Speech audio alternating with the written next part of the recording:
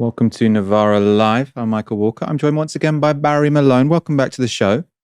Thanks for having me back, Michael, to complain about the state of the world again. There's lots going on in the world today, which we can complain about. NATO forces have shot down Russian drones over Poland.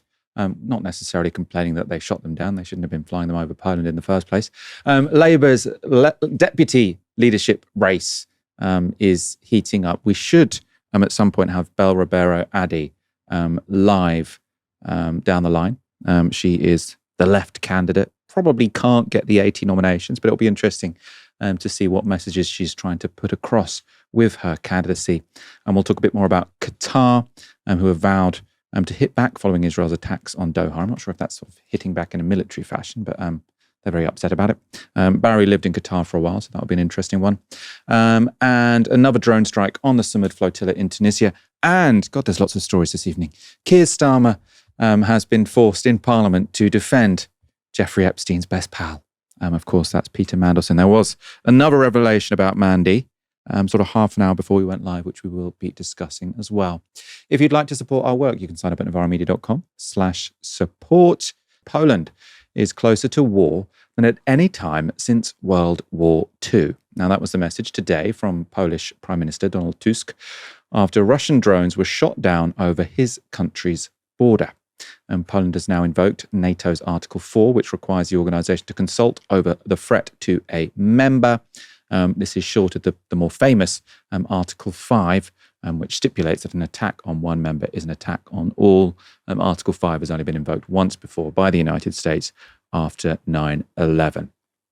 So what exactly happened last night?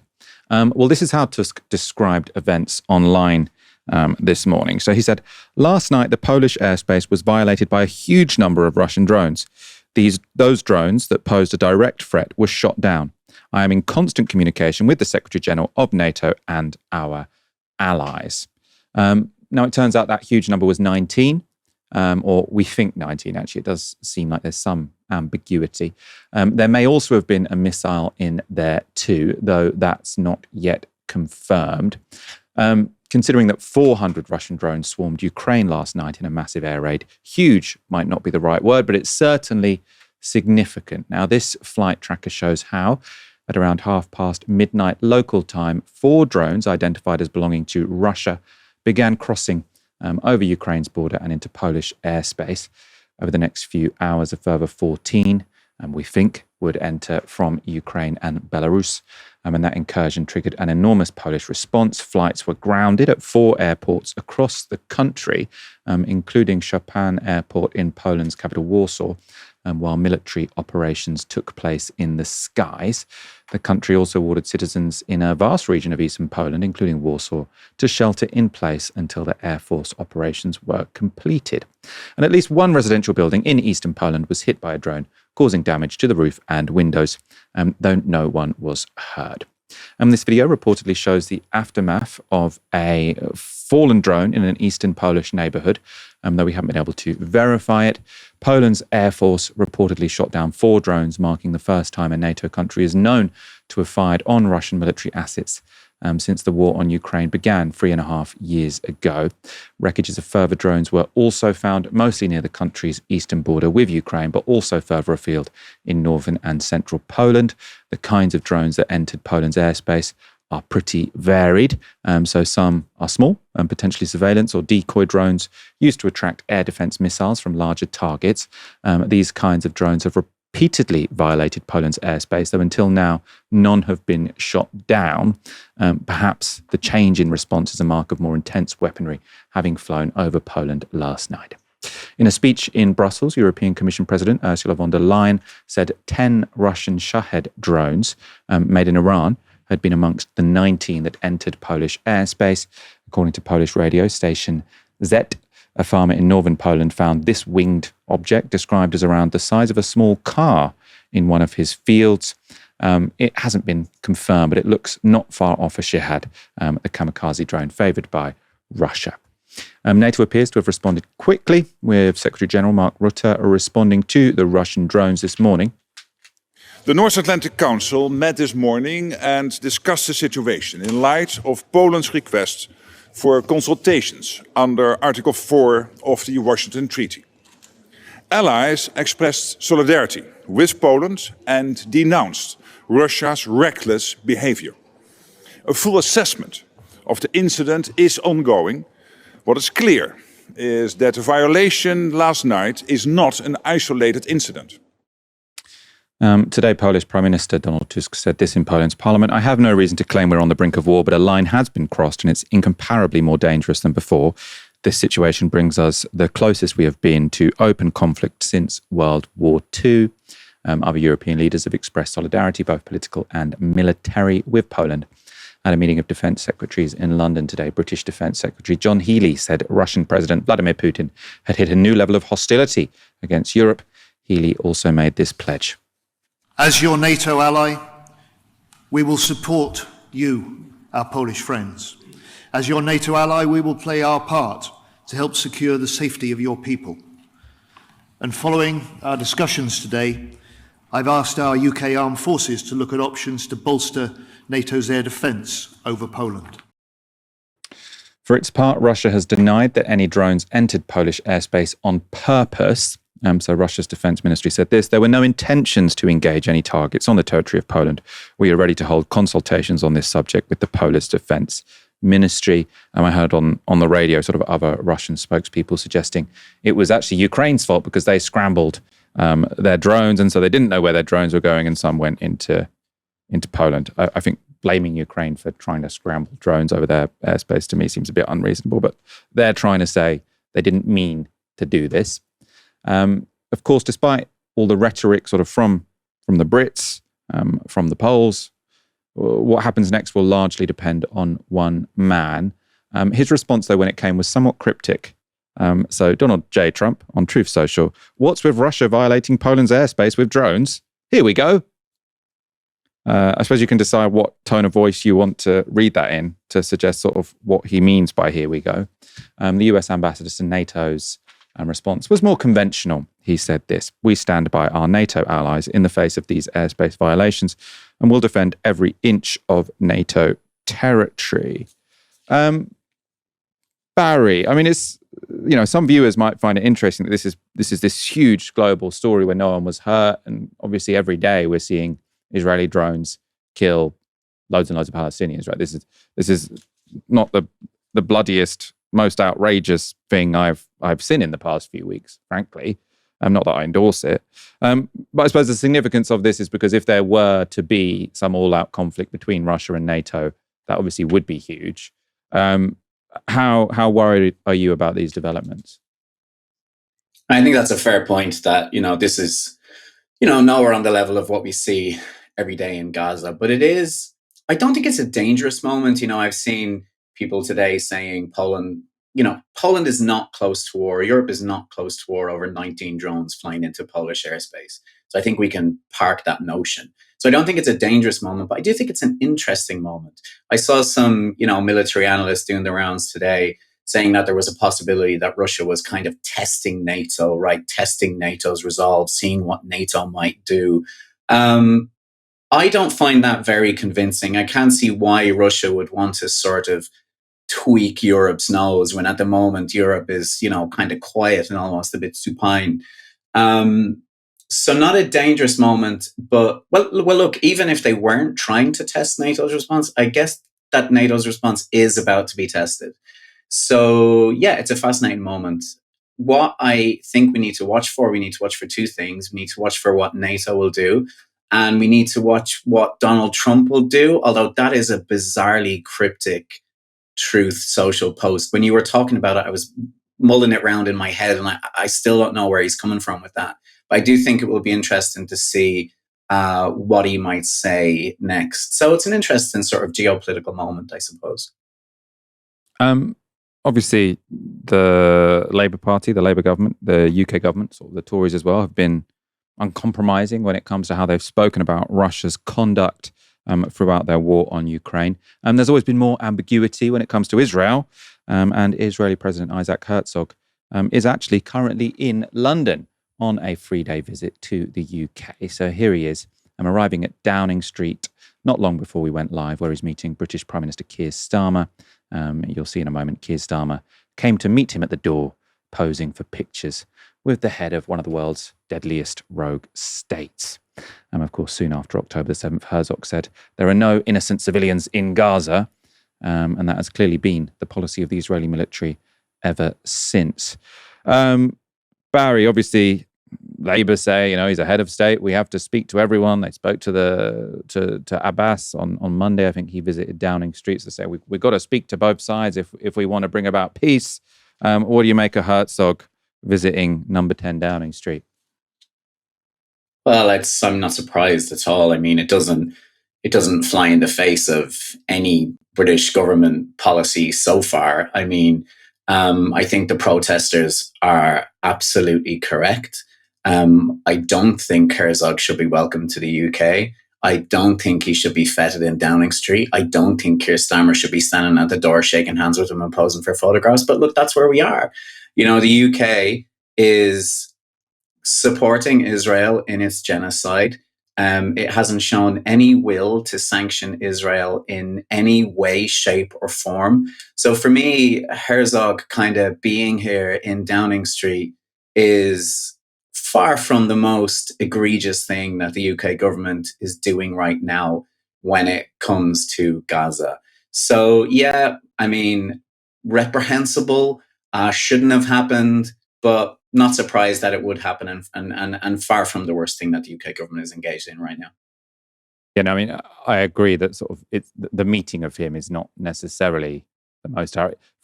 If he'd used the opportunity of Herzog's visit to say we're going to actually introduce sanctions on Israel now because of the genocide they're committing, I would have no problem with him visiting. But of course, I don't think that's what's going on. And again, I think the whole argument that Labour makes, if you have to speak to both sides so that we can try and resolve this, sort of just belies the fact that they're completely mischaracterizing what one side wants.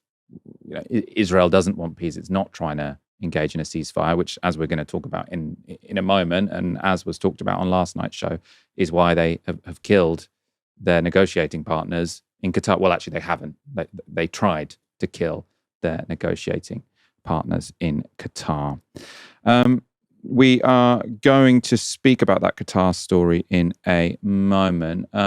For now, I've got some good news for you. Right now, there's a sale on at the Novara merch shop.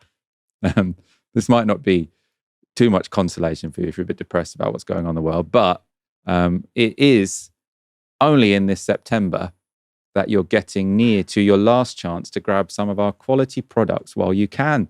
We've got some t-shirts down to £15, jumpers down to £35, and more. Go on, treat yourself, and help support our work here at Novara Media at shop.novaramedia.com. You know you want to. This was the moment on Tuesday afternoon when an Israeli airstrike blew up a residential block in Qatar's capital, Doha. Inside were a 5-strong senior team of the Hamas political bureau meeting to discuss the latest iteration of a ceasefire deal for Gaza. Initial reports suggested that at least one of them was killed in the attack. Both Hamas and Qatari officials have said that isn't true and that the assassination attempt, in fact, was a failure. Others were, however, killed in the strike. 5 different Hamas members were killed, as well as one of Qatar's security forces. So that's Israel bombing a sovereign nation, also an important ally of the United States, all while risking even greater instability in the Middle East, yet failing to meet its own stated objectives. That's a big swing to miss. But appearing on Fox News last night, Israel's ambassador to the United States seemed pretty unbothered. Qatar officials and Hamas leadership is saying that you did not get the targets you were seeking. They are obviously condemning this attack as attacking inside an allied country to the U.S. The U.S. here at the White House expressing concern that it did not advance the goals of the U.S. or Israel. And you have the Gulf states, including Saudi Arabia, with very pointed statements and condemnation. So did you get the targets you were seeking? If we didn't get them this time, we'll get them the next time. Israel under Prime Minister Netanyahu is changing the face of the Middle East. We have degraded Hezbollah, we've degraded Hamas, the Houthis, and Iran, the head of the snake that's leading these proxies in an effort to destroy Israel.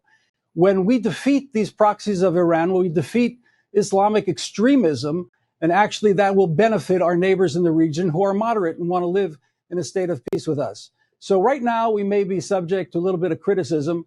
They'll get over it. They probably will get over it if US President Donald Trump's reaction to the attack is anything to go by. This was Trump in Washington last night. I'm not thrilled about the whole situation. It's not a good situation. But I will say this, we want the hostages back, but we are not thrilled about the way that went down today. You were caught by surprise, sir? I'm never surprised by anything, especially when it comes to the Middle East.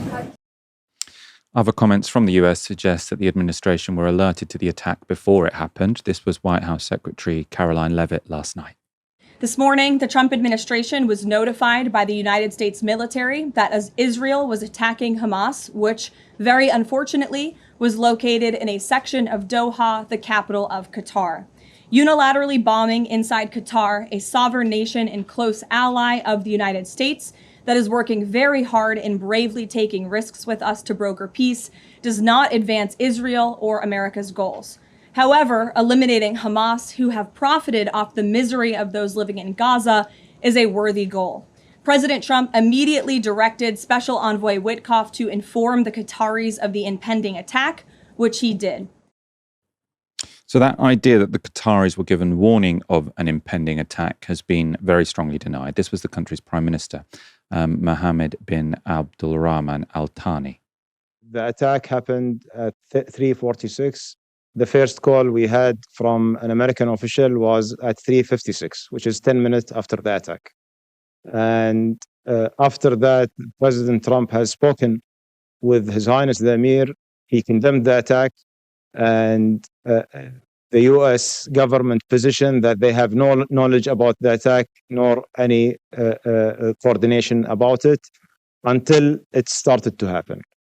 Now, when they got the alert, when the alert has reached us, that's an information that I don't know right now. The Qatari Prime Minister also described the attack as an act of state terrorism and called on the entire region to coordinate a retaliatory response. But speaking last night, Israeli Prime Minister Benjamin Netanyahu was triumphant. At the beginning of the war, I promised that Israel would reach those who perpetrated this horror. And today, Israel and I have kept that promise.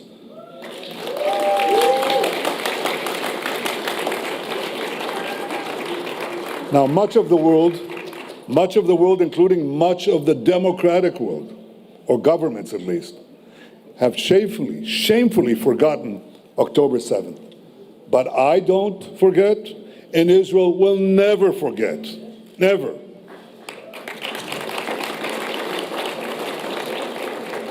There was a time when Jews could be murdered with impunity, but since the founding of the State of Israel, those days are over.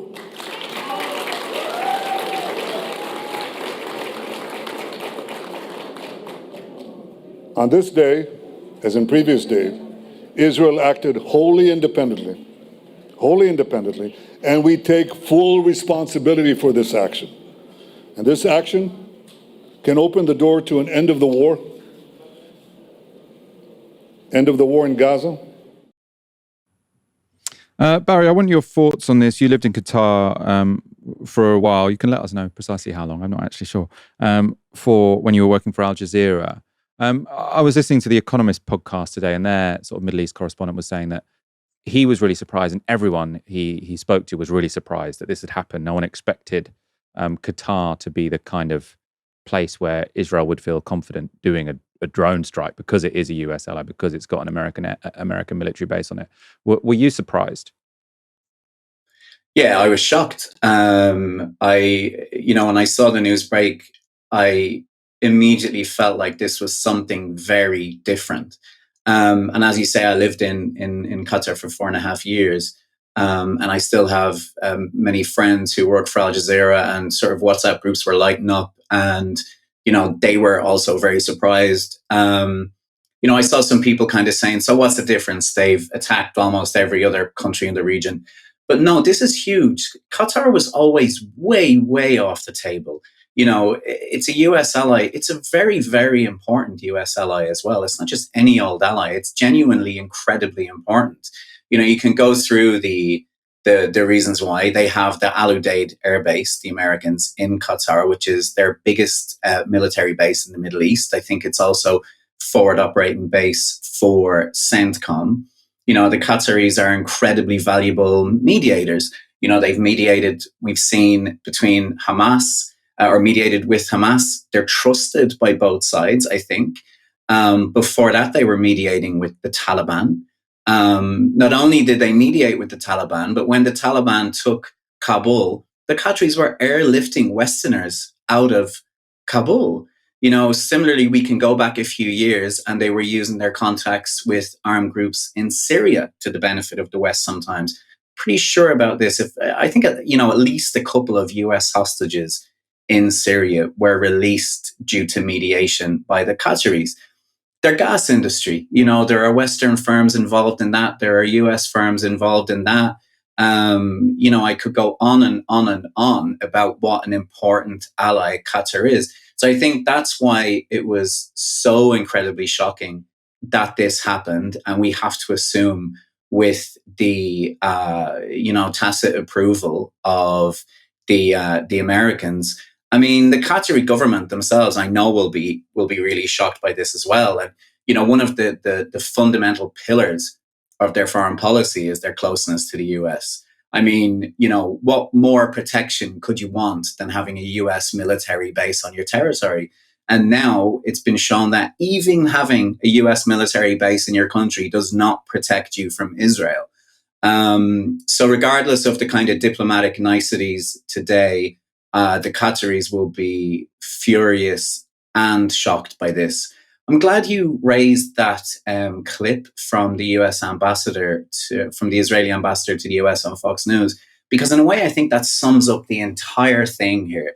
People will grumble a little and then they'll move on and forget about it. That's what Israel relies on. They rely on that. They rely on that knowledge that people will complain, wow, we had condemnations here. It's rare that we hear the word condemnation. But you condemn, and then what? And then what do you do about it? And the answer is always nothing, even when such an important ally has been attacked. So, I'm at the stage now where I just don't know what Israel would have to do for any kind of material sanction to be placed on it by any of its Western backers. This was a big deal.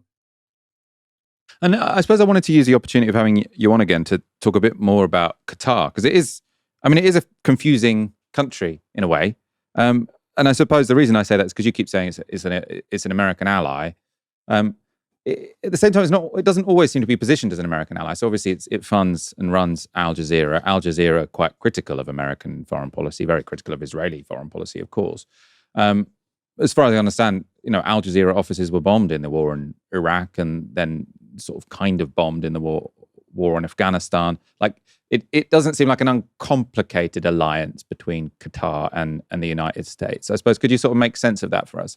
Yeah, I mean, I think the Qataris are one of those countries who are very adept at keeping a lot of different countries kind of on side. And I think that their mediation efforts have been a key component of that. Also, look at Oman. They set themselves up as a mediator, and they're hoping to kind of keep everybody happy. The attacks on Al Jazeera were huge. There was also the Iraqi bureau chief was killed by the Americans in Baghdad. But I think relations have improved since then. And Al Jazeera, I think is a tool of soft power. But again, I think things have cooled a little bit since the days when the bombing of Al Jazeera in Qatar was on the table and a realistic prospect, and Al Jazeera staff in various places were also attacked. So I think they're adept at playing the mediator role. But generally, no. I mean, I think it's absolutely fair to say that they're a very strong ally of the Americans and the British. And other Western countries as well. In terms of this attack, there was lots of speculation online yesterday that sort of did the Qataris know? Was there actually some kind of tacit agreement that they didn't mind too much if this happened on their territory? Obviously, the Americans are saying they gave the Qataris some forewarning. Obviously, that's not to say the Qataris gave any kind of consent whatsoever, but that they had some kind of foresight that this was about to happen. The Qatari Prime Minister saying that's not at all true. We were actually only, the Americans only contacted us after the attack had already been completed. What's your understanding of what went on? Which of these narratives makes the most sense to you? I don't buy for a second that the Qataris knew about it and let it happen. No, I don't buy that for a second. And I think you had a very good analyst on yesterday, is it Daniel Waring, who said the same thing. Again, Qatar wants to position itself as a safe place, a safe country, a center of mediation. The fact that it could be attacked in this way undermines that. And, I do also want to say this was kind of a risky attack. I know the neighborhood where this happened very, very well. And it's a heavily, heavily residential neighborhood. It's kind of yummy mummy territory. If you go to that neighborhood in the morning and in the afternoon, it's all school pickup and parents standing around at the gates chatting. It's like Hackney or something. There are nurseries, there are playing fields. There are schools. There are even some diplomatic missions there. What are the Israelis saying, that Hamas is using human shields again? They say that it was one of these precise strikes that they're able to carry out in Tehran and Beirut, but somehow seem completely unable to carry out in Gaza. But no, I think this was dangerous, and for them to attack an area like that was an incredibly, incredibly risky move. I mean, it's terrible that, is it 5 or 6 people have been killed? And I think there are reports that one of them might have been, maybe not, the son of one of the negotiators. But it could have gone a lot worse. The candidates to be Labour's next deputy leader have until tomorrow to collect nominations from supportive MPs. Currently out in front are Education Secretary Bridget Phillipson and former Commons leader Lucy Powell. They have 53 and 39 nominations respectively. That was the last time I checked this afternoon. The left also has a candidate seeking MP's support. Ribeiro Addy is MP for Streatham. She currently has 12 nominations. The last I checked, she might be able to update me, putting her in third place. And she joins me now. Belle, I know you're about to take part in hustings with other candidates, so do just let me know when you have to leave, because I obviously don't want you to miss those hustings. Why did you think it was important to stand? Well, I think for myself, and definitely for the Socialist Campaign Group of Labour MPs and those members on the left in the Labour Party, it's important to show those progressive values that are very much part of our party and are very much still there. People have been really unhappy with what they've seen from the Labour Party in the past year, but that doesn't mean that that's necessarily reflective of the Labour values or the membership. It's important, I think, through this candidacy and actually through the issues that members want to see discussed in a contest like this, that all views are respected and reflected. And that's why I'm standing. I mean, is this a kind of, are you standing to put forward a message? Because obviously the rules have changed so that it is quite difficult for you to get on the ballot paper. You'd need 20% of Labour MPs. That's 80 MPs. As far as I understand, there's about 25 Labour members of the Socialist Campaign Group. So do you seriously think you could get the 80 nominations, or is this to make a point? To be honest, the way it is at the moment, it doesn't seem that that's something that can happen, especially when they've asked us to do this in a matter of 3 days.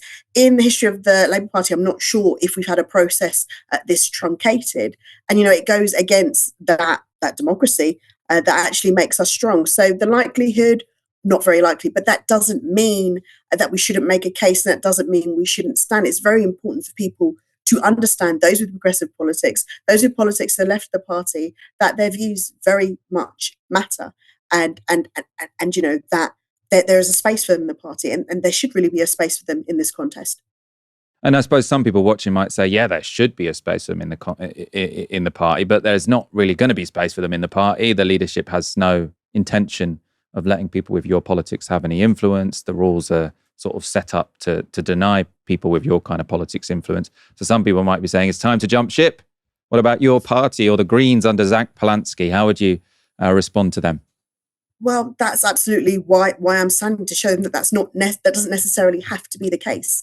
It doesn't have to be the case for the simple fact that even in this context, even if you see the way that candidates are pitching, it's very, very clear that members of parliament understand which issues are important to our members. And let's not forget, it's our members that actually end up delivering election wins for us. They are the activists. And if we do not keep them engaged in the party, they will leave. And if they leave, we will lose. And if we lose, I genuinely do believe that the country loses, because we do need a Labour Party to put forward those progressive politics. So that is what I'm trying to say in this contest, and also just to make a huge point for Labour Party democracy, and again that the members have to be listened to, because they know that what we've been doing on welfare cuts, the position on Gaza, all of these different things are not true to our Labour values and are the part of the reason why we're not doing as well as we should be. And do you think if you did get onto the ballot, I mean, as you know, as you've accepted, it's going to be difficult because of the MPs, but if you did, what's your understanding of what the membership is like at the moment? Because I suppose it might be the case that even if you did, so many of the people who might support you would have left. I can hear a bell in the background. Let me know if this has to be your last answer. Yeah, it really does have to be my last answer. Sorry.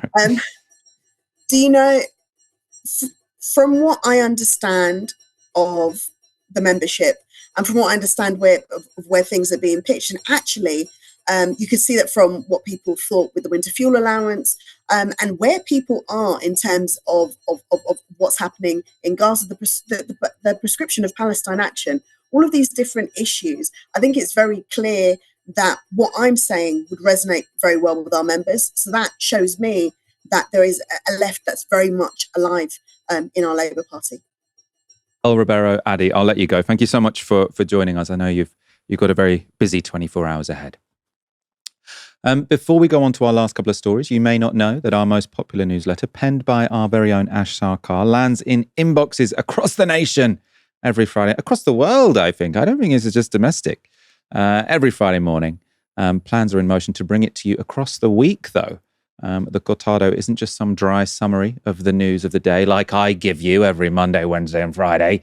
Instead, you can expect the very best mix of puns, analysis, jokes and recommendations, all wrapped up in a roundup of the week's most essential news. All of that straight to your inbox and free if you want in. And why wouldn't you? Sign up at novara.media.com/thecortado. On Tuesday's show, we covered Monday night's drone strike on the Sumud Flotilla in depth. There we used video analysis and witness testimony to give an analysis of what kind of weapon might have been used against the family ship, which is carrying both Greta Thunberg and our own Kieran Andreu. If you haven't seen it, you can go and have a look. Our theory was that an incendiary device carrying an accelerant supply and possibly equipped with remote ignition was dropped from a drone. The Sumud was attacked again last night, and the new footage gives some credence to that view.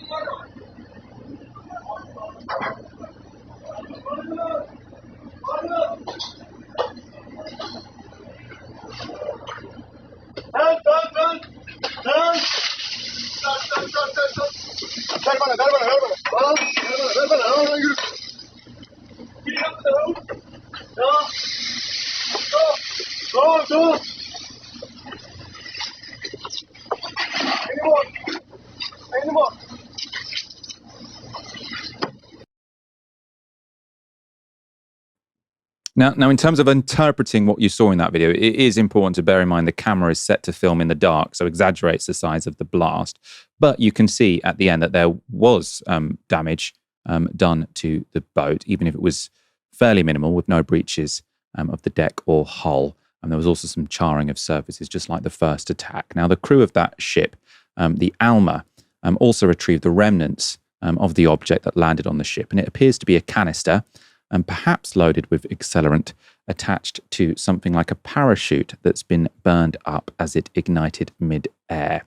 Nobody was hurt in either of the attacks, and Bellingcat has just published an article which essentially agrees with our analysis from yesterday. Barry, I will go to you on this because, the Tunisians, or the Tunisian authorities, sort of denied that there had been a drone attack. Obviously, the people on the boats think there was, and especially the images we've seen today of that object does make it seem as if there were. I've also seen sort of Israeli officials say that this flotilla is Hamas, and obviously as soon as they call something Hamas, that means that they're justifying attacking them and potentially killing them. But what do you think Israel's strategy is with regards to this flotilla? Is it an intimidation tactic if these are Israeli drones?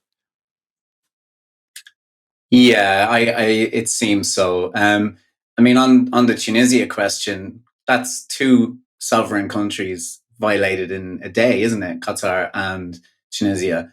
I don't know why the Tunisians are saying that because, the camera doesn't lie. We can clearly see that something is being dropped from a height. This is not a cigarette. This is not some conspiracy. This is not people on the flotilla hitting themselves with a flare.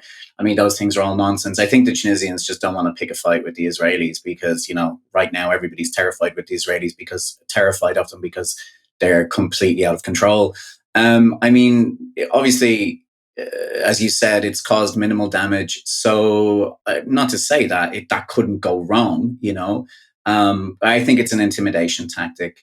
I do think it's incredible that they're doing that, though, on a boat with Greta Thunberg on board. Like, obviously, everybody in the flotilla is incredibly important. But, from a strategic point of view, if you hurt Greta Thunberg, one of the most famous people on planet Earth, then, you're going to expect some blowback. I think it's a dangerous thing for them to do. I think it's an intimidation tactic. And again, I feel like I sound like a broken record because with every new Israeli action, I just keep coming back to the concept of impunity. It's a terrorist state. It's a gangster state, as I heard Aaron say yesterday, acting with complete impunity and being given a blank check by the United States to do so. Let's see what they do next. Solidarity with all of the people on the flotilla who are pushing forward, including your very own, as you say. Oh my God, I just forgot his name. Kieran Andreu. Keir Starmer has come under fire in the Commons for appointing Jeffrey Epstein's best pal, Peter Mandelson, as Britain's ambassador to Washington. And just so the House is aware, in 2019, Jeffrey Epstein was convicted of child prostitution and sex trafficking that took place between 2002 and 2005. That is the precise period which Lord Mandelson called Jeffrey Epstein his best pal. Absolutely. Was the Prime Minister aware of this intimate relationship when he appointed Lord Mandelson to be our ambassador in Washington? Mr. Speaker, as she and the House would expect, full due process was followed during this appointment, as it is with all ambassadors. There's a classic Keir Starmer response, just to fall back on process. Well, the process was followed, so nothing to see here. Mandelson's relationship with Epstein is, of course, back in the news after the publication of pages of gushing tributes to the paedophile financier from a birthday book. The comments had been collected by Ghislaine Maxwell in 2003 for Epstein's 50th. Just to remind you of what Mandelson wrote. So he wrote, "Once upon a time, an intelligent, sharp-witted man they call Mysterious parachuted into my life. I would spend many hours just waiting for him to turn up, and often, no sooner were you getting used to having him around, you would suddenly be alone again, leaving you with some interesting friends to entertain instead, or just some dogs to keep you company. He wasn't always so keen on them. But then he would parachute back in, very occasionally taking you by surprise in some far-off places, or in one of his glorious homes he likes to share with his friends. Yum, yum.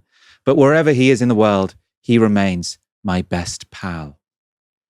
And that was from 2003, so before Epstein's first convictions. But other images in the birthday book make it clear what kind of guy Epstein was. So one hand-drawn cartoon in the book shows, it's a sort of hand-drawn version of Epstein handing young children balloons in 1983, so young girls in 1983, and then Epstein getting a massage from 4 women, most of them topless, in 2003. So are they the same girls? It's unclear. One of the women has Epstein's initials tattooed on her bottom. It's unclear if Epstein himself is supposed to be naked in this picture, and it's unclear exactly what that girl in the middle is supposed to be doing to him.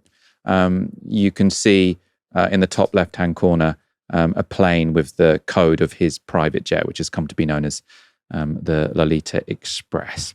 So this was in the same book where Peter Mandelson has called him his best pal. So I think it's difficult to say you didn't know this guy was a creep.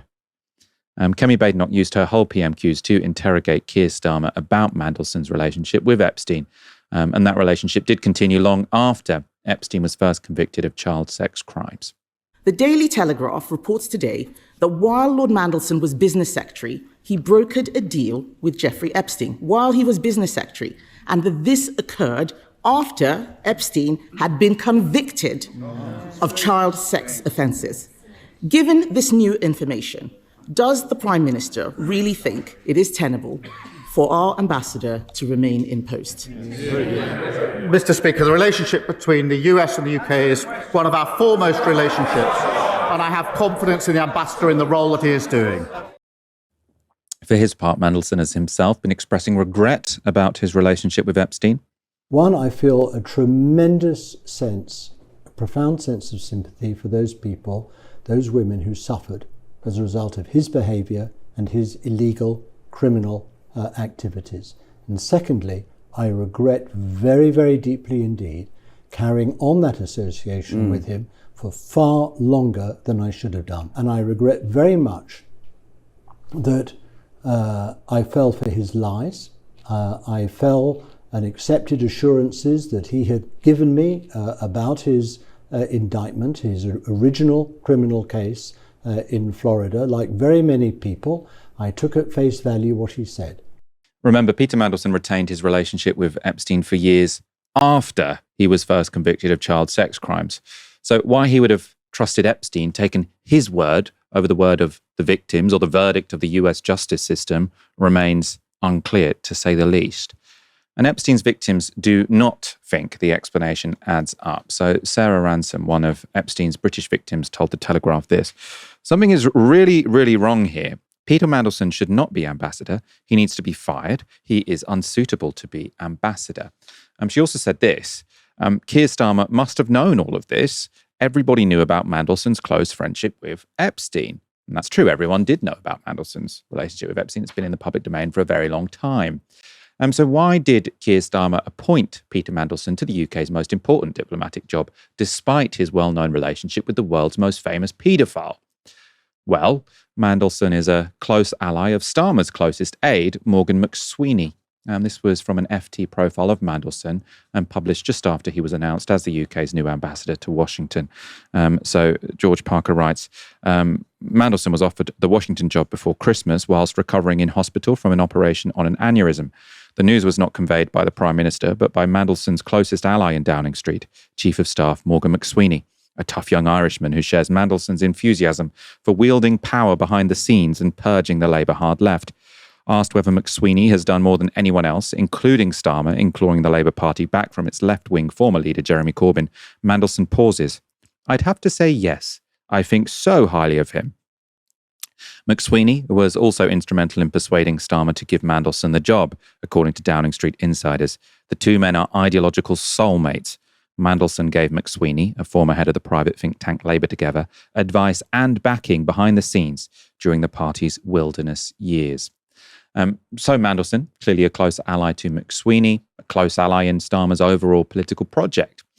And given Keir Starmer has made it a priority to genuflect to Donald Trump, there's a chance the relationship to Epstein was seen not so much as an impediment to his move to Washington, but rather as an opportunity. Now, Trump was, of course, also very close to the pedo financier Jeffrey Epstein, and the current president features twice in Epstein's birthday book. Trump has written his own entry. It's a dialogue written over the shape of a nude woman, which ends, quote, "A pal is a wonderful thing. Happy birthday, and may every day be another wonderful secret. Of course, that was reported on before. What's new is it's actually been published. This is new, though, because Donald Trump's name also features on another entry in the birthday book. This is Jeffrey Epstein holding a novelty check for $22,000, which appears to be signed by Donald Trump. He's standing with a woman. So Epstein is standing with a woman whose face has been blacked out. And this is the really sinister bit. So the caption in the book reads, Jeffrey showing early talents with money and women, sells fully depreciated, and then the name of the woman redacted, to Donald Trump for $22,500. Now, the fully depreciated to that means that she's already been used. So, it seems to me that that's suggesting, Jeffrey Epstein has already used this woman, and still he's able to sell this. It's horrible to be using it. It seems as if he's saying this is a used woman who I've still managed to sell to Donald Trump for a high amount. I saw some quite convincing analysis on Twitter as well, sort of geolocating that picture to Mar-a-Lago. So Mandy and Trump may have well bonded over their previous relationship with Jeffrey Epstein. Maybe that's how Britain and Starmer have become so close to Trump, because paedophile accomplices, or I shouldn't say accomplices because I'll get sued, but associates of paedophiles, maybe they stick together. I shouldn't have said accomplice. There's no evidence at all that Mandelson was an accomplice to paedophilia, just an associate. We will presumably, and this is interesting, this is why it's going to be really embarrassing for Keir Starmer, I think, see Trump, Mandelson, and Keir Starmer all cozying up together at Trump's unprecedented second UK state visit, which begins next Wednesday. Barry, this is really remarkable, isn't it? Having Keir Starmer sort of standing up in the Commons, defending Mandelson, and there's going to be a state visit next week by Donald Trump. All the red carpets rolled out. Well, we'll have two people in Epstein's book, Trump and Mandelson, next to Keir Starmer. How did he get in this situation? I can't believe how hapless this government is and how many scandals they're getting themselves into. I think when I was on last week, we were talking about Angela Rayner, and I sort of said, well, this government keeps getting hit by these scandals, but it's not at the level of the Tory sleaze of the 90s. It's getting there now. I really think it's getting there. When I saw this birthday book, my mouth was genuinely agape. I was absolutely agog from page to page to page. This thing goes beyond the kind of guffawing of the upper classes. It's really, really sinister. It's very, very sinister. I saw somebody saying on Twitter yesterday, I hope when I turn 50, my friends don't present me with a book pointing out what a sleazebag I am. But this goes beyond sleaze. He's a pedophile. He's a convicted pedophile. And I thought that Kemi Badenoch made absolute mincemeat of Keir Starmer in the Commons today. It was embarrassing to watch. And, he just refused again and again and again to answer her questions. And she really had him up against the wall. But why wouldn't she? Because he's standing there trying to defend the indefensible. That's the thing. Yet again, the Labour Party are putting themselves in a position where they have to defend the indefensible. We've seen these ministers being trotted out on TV today, the poor sods having to defend Mandelson and having to defend his position the day after this skeezy book came out. And you're saying that Mandelson will be standing there when Trump comes for the state visit next week. I'm not so sure. I think he may be gone by then. Like you said, in the last hour, there's been another story that has come out, which is, I believe, emails that Mandelson sent to Epstein when he'd been convicted, talking to him about getting early release, telling him that his friends were there for him, telling him that his friends loved him. So I think, there's an already very, very bad situation for the government and Mandelson that in the last hour just got a whole lot worse. So yeah, I'm not sure he's going to be there next week. Let's see. Let's go to the email you were talking about, because in his interview with The Sun, Mandelson was saying, oh yeah, I've got no doubt that more embarrassing things are going to come out. And I don't know if he already knew that the Sun now have a copy of an email that Mandelson sent to Epstein in June 2008. So this is a tweet from Harry Cole. He has the quote of what Mandelson said to Epstein in June 2008. I think the world of you, and I feel hopeless and furious about what has happened. I can still barely understand it.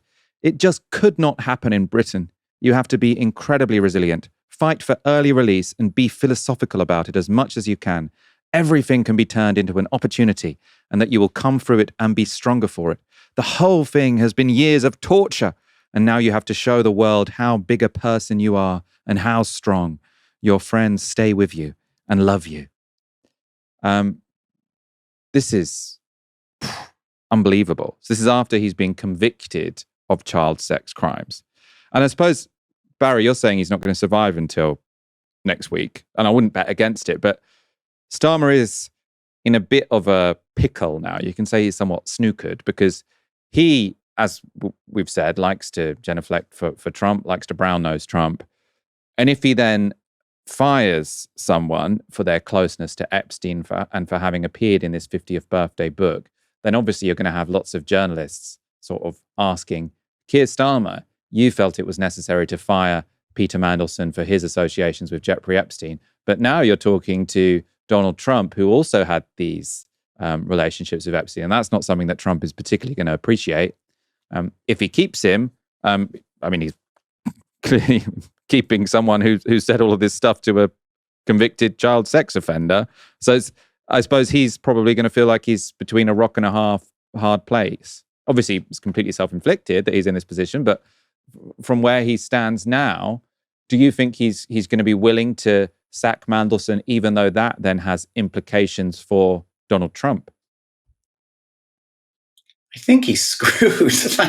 You're absolutely right. I think he's backed into a corner. And, you could argue that, both things would be, you could convincingly argue that sacking him would put him in a more difficult position. And you could convincingly argue that keeping him will put him in a more difficult position come Trump's visit.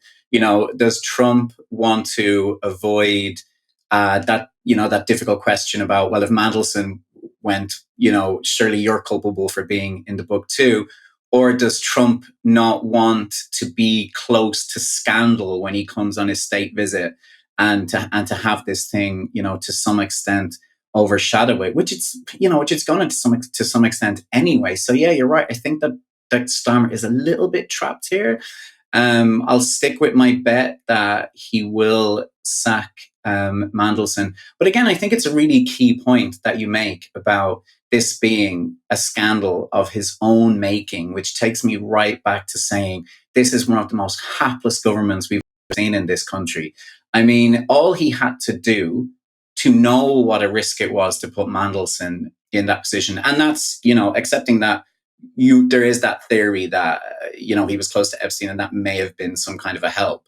But it should have been clear to him that this could have come back and bit him in the ass. It's like everybody, including Peter Mandelson, has to go through a process, that's called deep vetting before they get into an ambassadorship like this. So, Mandelson would have went through that. Everybody would have understood what the risks were in putting him in that position. But again, beyond that, just open a newspaper, go to Google, and you would understand what the risk was in appointing him to that role. So yeah, I think Starmer's backed into a corner. I think either decision is imperfect, and I think it's all on him. Yeah, I think this really summarizes the Keir Starmer government, actually, because I think Starmer and the people around him have sort of made it a sort of a symbol of political adulthood, that sort of they don't have principles. It's sort of like principles are for protesters. That's what principles are student politics. What we do is we're realists, and that means we're willing to get into bed with anyone. We're willing to suck up to Donald Trump if it might mean that we get 10% tariffs instead of 20% tariffs for the Europeans, even though it's actually just because the Europeans have a trade surplus with the United States and we don't. But they've sort of decided what adults do is they don't really care sort of who's done this or that. What we just want to do is we want to win power and we want to wield it. And then you just get in stupid ass situations like this And it's again, sort of, why was Mandelson friends with Epstein? Because he loves powerful people. You know, why did Tony Blair go on?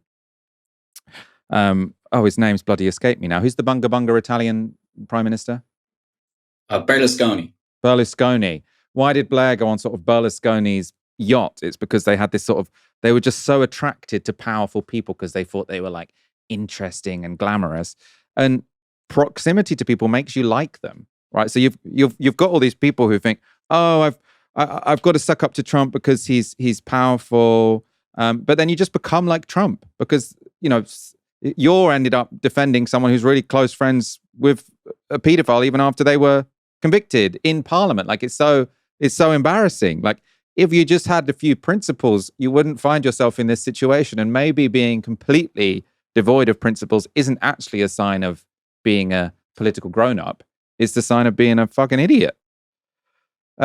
Let's wrap up here, Barry. It's been a pleasure being joined by you again. We'll have you back soon. Thanks, Michael. Yeah, really nice to talk to you. And thank you everyone for tuning in. We'll be back tomorrow at 6 p.m. For now, you've been watching Novara Media. Good night.